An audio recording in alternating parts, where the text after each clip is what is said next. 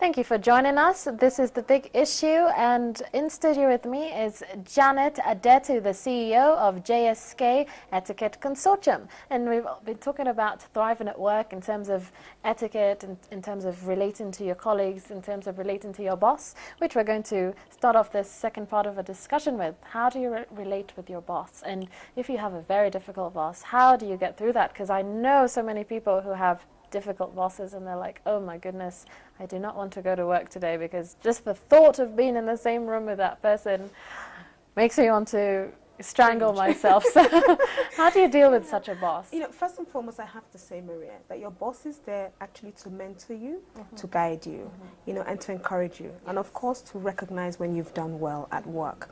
Of course, there are some bosses in organizations where they may be weak, they may be political, they may be obsessive, maybe they don't actually recognize good work, or actually, in fact, with them, they don't communicate well, they don't reward you well, or maybe they use disciplinary measures inappropriately. They don't swear, actually. Or they're rude, they're loud, and they have serious tempers. I have to say, first and foremost, not all bosses realize that they have that kind of characteristic trait.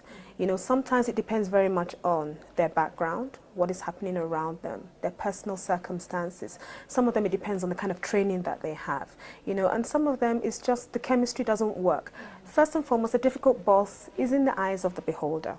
You see, you have to look and say, is he just angry or bitter with me all the time, or is it a general consensus? Is he like that to everybody? If he's like that with everybody, then of course you're not alone. You see, and therefore, you shouldn't take it personally at all. How do you deal with this difficult boss? First and foremost, you have to remain calm. I would not suggest that anybody engages in any form of verbal confrontation with your boss. It will come back and backfire in your face. Sit down and think before you react. Sometimes if you react impromptly, you're going to regret what you have said. Sit back and just react. If there's any form of criticism, take it on a positive note and not on a negative note. Try to document certain circumstances with your boss, if at all, just in case it escalates to another level.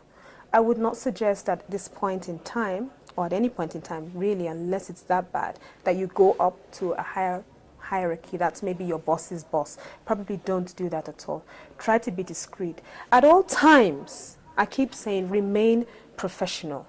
Sit back and think, how is my performance doing? Is my boss really just getting on my nerves, or is he really right about my performance? Check yourself, you see?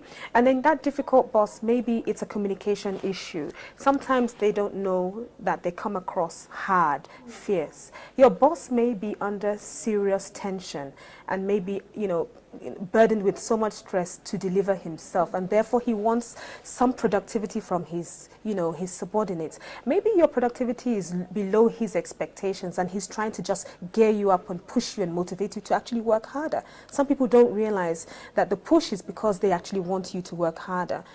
Don't feel victimized at all in any circumstances, If at all, the ultimate is where he's really getting on your nerves and you really feel it. Don't take work home. Don't just take the pressure of what's happening in the workplace home, because it's only going to stress you out even more. I would say have a mentor in your office and report to that mentor first and foremost, okay? Then having said that, if at all it's getting really out of hand, you can request for a change of department, but ultimately, what are your career goals in the office? That's exactly what I wanted to ask you. What do you do if you're thinking, this isn't going to change, this boss hates me? What do you do? Because it can be so demoralizing, especially if you have to come to work and you're being pushed to deliver and you're thinking, oh, this man is pressuring me and he doesn't like me and he's treating me really badly.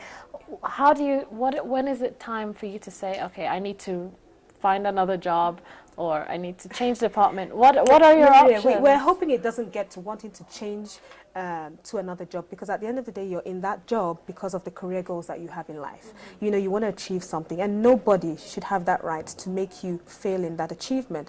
But ultimately, I would suggest for colleagues in the office, be bold and courageous to seek audience with your boss. And, just go to your boss and say, well, you know what, I apologize for what I have done. I actually thought I should have done it this way, but I've come across wrongly, I apologize. You know, once you go there and you're apologizing, you're going into the big good books of your boss, and the boss sees that you accept the criticism, you know. But ultimately, if your boss is really temperamental, you know, your seeking audience, he's not changing. Please don't expect an immediate change even after you've reported your boss. You know, don't take it personally at all. Get on with your work, strive for the best, and just sometimes ignore those things that come across to you as being, you know, a little bit harassing to you, you know. Get on with your work completely. Keep doing what you think you're doing best. Document these certain situations. If it does get out of hand, then before you leave the organization, you can ask and request for a transfer to a different department. That's, you know, that's thing. Your plan B would be ultimately to change your job, but I wouldn't suggest you change your job at all, because you may get what, you know, like they say, what you don't know won't hurt you. But then at the end of the day, the devil you know is better than the devil you don't know. So you're in an office setting, you want to stay and remain under control.